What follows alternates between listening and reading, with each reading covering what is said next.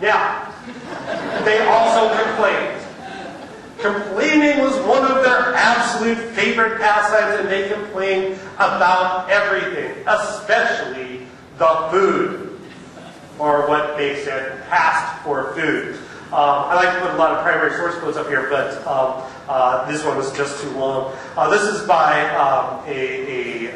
someone from a Massachusetts regiment. He said, "Our men had wormy hardtack." Hardtack's this, if you look in the lower right-hand corner, it's just basically flour and water. And it's baked. It's got a little saltpeter in it too, just for fun. And it's baked there. And this is what it's supposed to look like. And many of them thought it probably came back from the war in Mexico, the biggest war. Although some of them say it looked more like this. In some cases, by the time they got it, if it was there. So our men had wormy hardtack. Or ship's biscuits served out for them for a time. It was a severe trial, and it tested the temper of the men, breaking up the biscuit and finding live worms in them. They would throw the pieces in the trenches where they were doing duty day by day, although orders were kept to keep the trenches clean for sanitary reasons. Brigade officers of the day, seeing some of the scraps along our front, called out sharply to our men, "Throw that hardtack out in the trenches." Then, as the men promptly gathered up as directed, he added, "Don't you know you've no business to throw that hardtack in the trenches? Haven't you been told that enough in camp?" Out from the injured soldier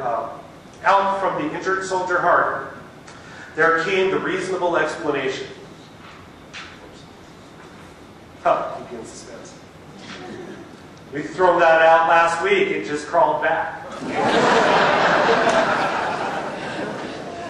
So, complaining was one of their absolute favorite pastimes, and food being one of it. I love that can there because it's not coffee. Can you read it? Yes. It's the essence of coffee. Makes it sound sophisticated. It's the essence. It's not quite coffee, but it's got some of the essence. All right, nutrition is something that I'll talk on real quick because it's part of the experience. Northern soldiers with their hardtack, and they were getting a little bit more canned beef and things like that. But in the South, they're rationed pretty tight because they don't have as much food. They get about 4 ounces of meat a day and 1 pint of cornmeal.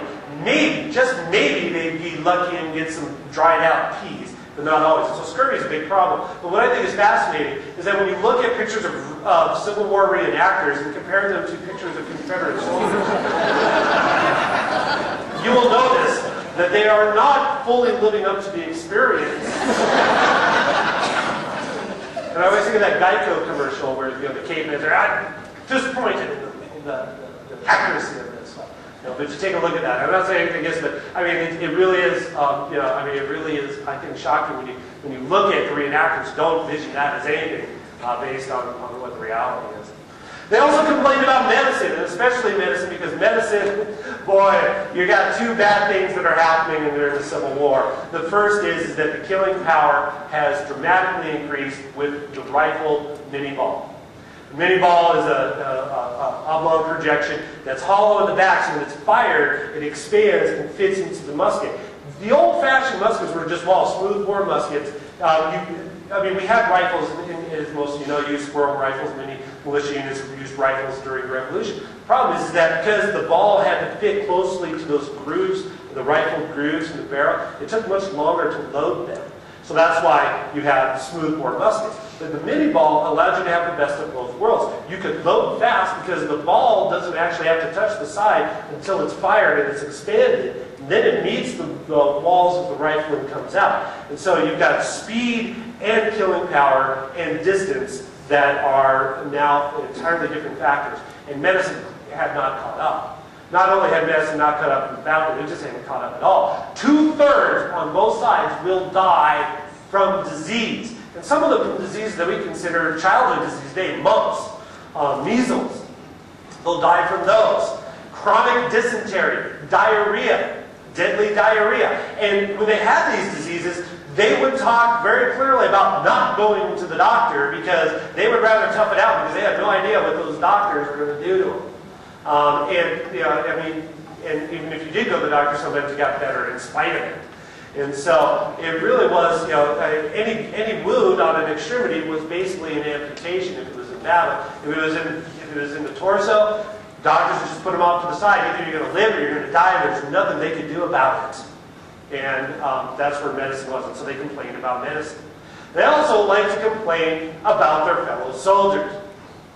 Especially some of the more devout ones who are into reading, and especially reading the Bible, but then they would write home about how awful their fellow soldiers were. Henry Schaefer from 103rd Illinois, in our camps, wickedness prevails to an almost unlimited extent.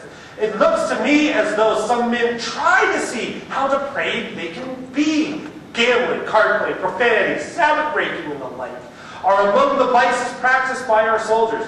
It sometimes seems to be that the Almighty would never bless the efforts of our army to put down this rebellion while it is so depraved. Clearly, he doesn't like his fellow soldiers a lot. But there are other social overtones here to pay attention to. The idea of Victorian values and uprightness, and what it means to be a gentleman of the era, as well as religious overtones. The military experience that they are engaging in is going in the face of some of the long-standing social norms that they hold dear. From Virginia, we got to give due time to the South. So, Adam Rader from Virginia says, there are some of the honoriest men here I ever did see. Try my southern accent. And the most swearing, in card playing, in fighting, in drinking I ever saw in one place. Not that that last one is not a complete sentence, but that's okay. They clearly are, in fact, thrown together with this common experience of diversity of men, many of whom they don't agree with. But there are other people that are on the flip side of that are living it up. They are absolutely enjoying it. These are the ones that those guys were complaining about. Louis Mertz from the 4th of Georgia said, I'm enjoying myself because the days of men are few, and I want to be as merry as long as I can. And when I get home, I'll make it all up. I'm going to be really good when I get home. But I'm going to live it up now. You betcha. Now, what's really unfortunate about this is he died at Antietam, so he never did get to make it all up. But he had a good time until then, I guess. So, eat, drink, and be merry, for tomorrow you may die. So, here we are. Now, I'll give you some idea, a little bit of what life is like. It's really not much more than what Civil War reenactors do, where they try to live the life. Nothing against reenactors. Everybody's got to have a hobby, and it's fun. It's a kick. But if they try to recreate a life which they're not doing, just look at those Confederates before. They're trying to experience war. Until they start really killing each other, it's not going to be anywhere near the same. Until they don't go home for years at a time, and they eat hardtack constantly, it's not the same. So they try and they fail, and some don't, like Conan O'Brien did. But really, new military history is more than just the bedmate of the Civil War reenactor, what it was like. It's more than that. And what I want to take a look at here is the Union soldier, particularly, and what social history can tell us about emancipation and slavery, and how the views, how experiencing the war, if you will, changed over the course of the war because of the soldiers that were experiencing it. So, first of all, enlistment. Like I said, Mel Wiley said there's no common thread to enlistment. It could be glory, adventure, community, peer pressure. We already talked about that. There is no common thread. Well, that was accepted for a long time. James McPherson, though, in a very good book that I highly, highly recommend for Cause and Comrades, said, well, there is a strong ideological commitment, maybe not necessarily just politically, around emancipation and abolition and slavery and all that, but there were other ideological commitments that they had as well. To protect the Union could be considered, to preserve the Union, that could be considered an ideological event. Now he says, both sides look at themselves as the inheritors of the revolutionary generation. The idea, that's ideological unto itself. States' rights in the South, that's ideological. Remember a certain number of Southerners that clearly were fighting for states' rights. Preservation of the Union, that is ideological. Some of them were gender, and even gender can be considered an ideological reason. But as far as emancipation itself goes, it's less than 10%, he estimated. Now, keep that number in mind, because that, I think, is one of the things that we can look at to try to see that change over time. Now, the question then becomes, if these were all the reasons they were fighting, why in the dark years of 1863 fall, winter of 1862-63, when, especially in the East, things are going bad. And even in the West, they've outrun their supply lines, and so, it's not any real great time either. Why do they keep fighting? I mean, haven't you had enough of the glory and adventure? Is really being the inheritor of the Revolutionary era, isn't that more than enough? Well, why keep fighting? There has to be a reason. And so what we look at is that there actually is change over time. And part of it, I would argue, looking at it from a social history perspective, is that their experience of the war, their day-to-day life as a soldier in the war, not battle, in the war, changed over time and motivated them on some levels, particularly around the idea of emancipation and slavery. Now, George McClellan was beloved by the troops, at least in the East, warned Abraham Lincoln, whom he had a more than rocky relationship with. Unless the principles governing the future conduct of our struggle shall be made known and approved, the effort to obtain requisite forces will be almost hopeless. A declaration of radical views, especially upon slavery, will rapidly disintegrate our present armies. So, he's warning, don't do an Emancipation Proclamation. Now, McClellan's a Democrat, he naturally would not favor this. Lincoln being a Republican, he's a little bit more sympathetic towards the idea of that. But McClellan is saying, don't, we're already having a hard enough time. Don't pull the trigger on emancipation. It's going to decimate the army and we'll lose this war. Well, what happened is that, as you know, I'm not going to go into it, you can watch the movie Lincoln, I suppose, which goes into much more detail. In September, after the Battle of Antietam in September of 1862, the partial Emancipation Proclamation, followed in January by the full Emancipation Proclamation, is issued for freeing slaves. Now, what about McClellan?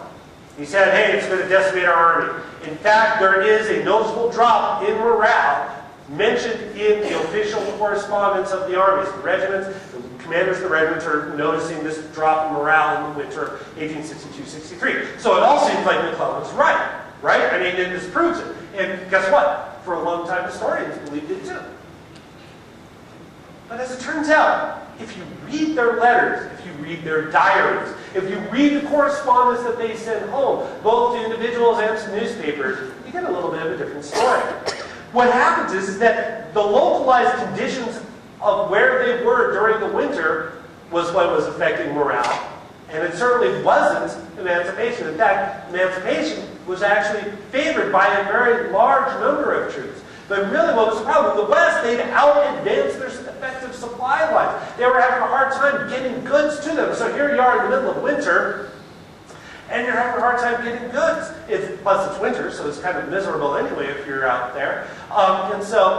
But the supply line problem seemed to be one of the serious issues that was affecting morale. In the East, of course, you've got a series of defeats, particularly Fredericksburg, which was a miserable affair for the Union on so many different levels, not the least of which it was winter and they were fighting in winter, but then it was just a miserable, miserable affair and very poor decisions that led to it, to a resounding defeat. That naturally is going to affect the morale as well. But what about emancipation? Well, I think when we look at the diaries and the letters, we get an entirely different story.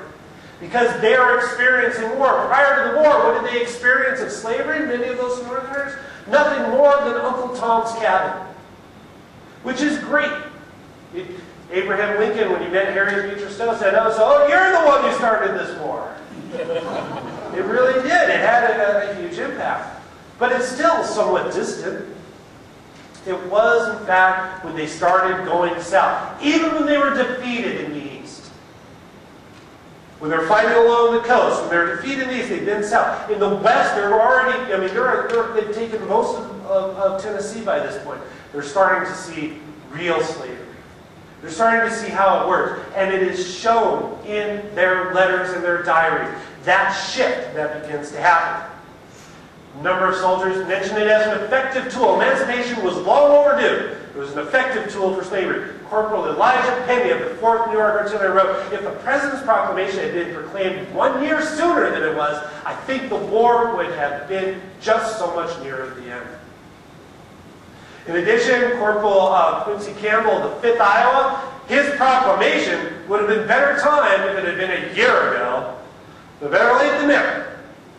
So they see that this was the way the war was going to be won. It was going to be done this way. That emancipation, they're not upset about it. Now, there are some, of course there are some that were concerned. Even some that favored it ideologically that were concerned that it was going to unify the South in ways that would make them fight harder and longer. There were some that did that. But the vast majority of soldiers